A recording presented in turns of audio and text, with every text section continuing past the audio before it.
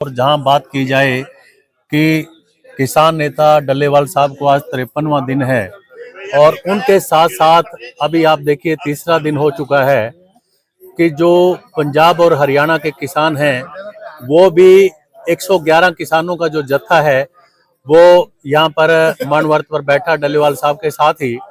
और हरियाणा से भी जो किसान हैं वो काफी संख्या के अंदर इस मानवर्त में शामिल हुए हैं। तो मैं बात करना चाहूंगा इन भाइयों से कि ये कौन से गांव से हैं, कहां से आए हैं, बात करना चाहेंगे इनसे। भाई साहब नमस्कार। पकड़ो पकड़ो आप। राम राम जी। राम राम। कौन सा गांव है जी भाई साहब? गांव जुलेड़ा जी। जुलेड़ा। हाँ जी। तो ये बताओ, जो लोग सरकार के नुमाइंदे ये कहते हैं कि जी हरियाणा के किसान इस बॉर्डर पर शामिल नहीं है इस आंदोलन के अंदर, आप खास हरियाणा से हैं जुलेड़ा सुलेड़ा, तो आप ये बताओ आपके दिल में कैसी भावना आई कि डल्लेवाल साहब के साथ हम भी मानवर्त पर बैठे? नहीं, हमारे दिल में पहले से ही भावना थी। पहले भी जो हमारा 2021 में आंदोलन चला था वहाँ हमारे 750 किसान शहीद हुए थे। और जो अब हमारा 13 फरवरी से आंदोलन चल रहा है जो लगभग साल के लगभग अब हो चुका है।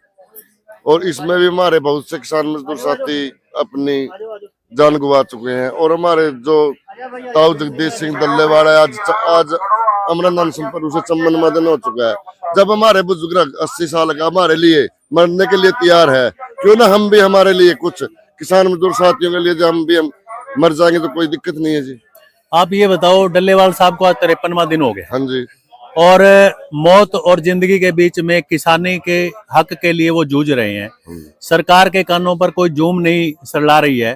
तो ऐसे में क्या उनके एक त्याग को देख करके, उनकी कुर्बानी को देख करके आपके दिल में आया कि ऐसे बुजुर्ग जो किसानी के लिए अपने कुर्बानी देने के लिए तैयार है, हम लोग भी कहीं ना कहीं उनके साथ इस आंदोलन में शामिल होकर के मानवर्त पर बैठे?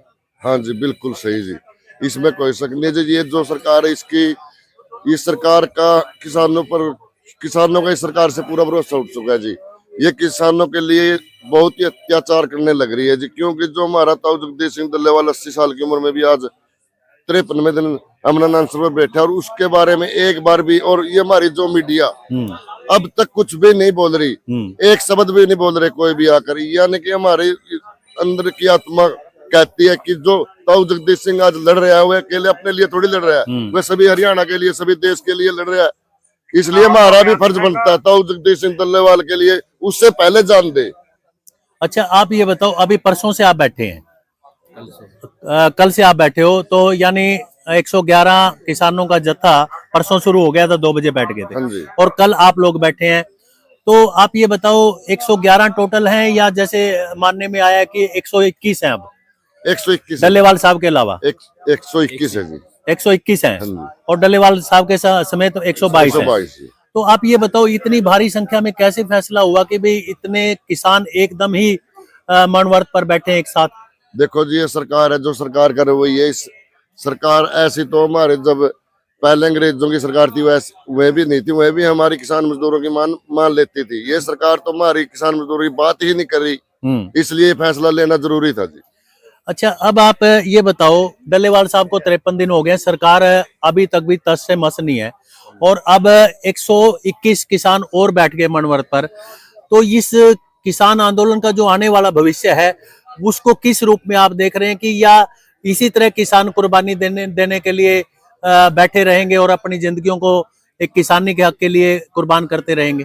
जब तक सरकार कोई हमारे किसान मजदूरों के लिए नहीं सोचेगी, जब तक हमारे किसान मजदूर चाहे हिंदुस्तान का कहीं का भी हो, किसी भी जाति हो, किसी भी धर्म का हो जी, हम किसान आंदोलन के लिए हमारी जान देने के लिए कुर्बान है जी।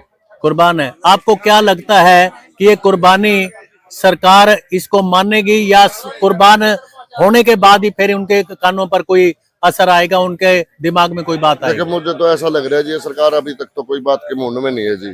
क्योंकि हमारे किसान मजदूरों ने उनके कह रखा कि आप कोई भी आओ बात करो, बात करने का अब तक कोई मौका नहीं दे रही जी सरकार जी। इसलिए हमें लगता है कुर्बानी देनी पड़ेगी।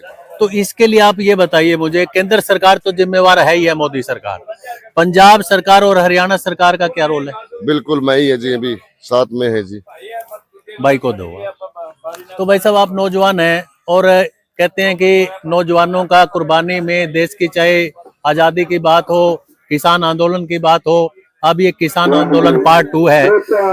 तो आपको क्या लगता है कि ये सरकार कुर्बानियां ही मांग रही है या कोई मतलब आप लोगों की बात सुनने पर कोई मजबूर हो जाएगी?